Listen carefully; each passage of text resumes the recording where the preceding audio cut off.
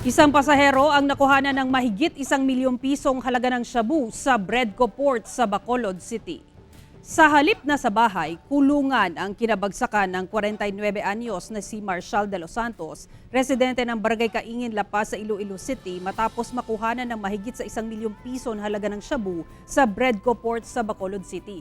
Ayon sa PDEA Region 6, mahigpit nilang minomonitor ang port matapos makatanggap ng tip na may posibleng magpuslit ng iligal na droga mula sa Bacolod City papunta sa Iloilo.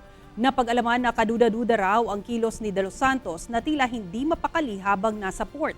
Ayon kay De Los Santos, nagmula ang iligal na droga sa Barangay Banago at inutusan lang siya ng hindi nagpakilalang tao at nangakong bibigyan siya ng pera kapalit ng pagdadala nito sa iligal na droga.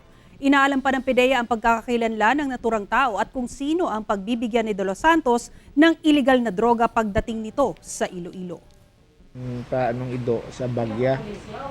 And fortunately, nagatag indication ng K9. Naghambal kami siya kung pwede buksan ang bag niya kung anong unod. Pagbukas niya, nakita gito ang medyas. Ginbukad namon. Amo to 3 ka 50 grams nga white crystalline substance.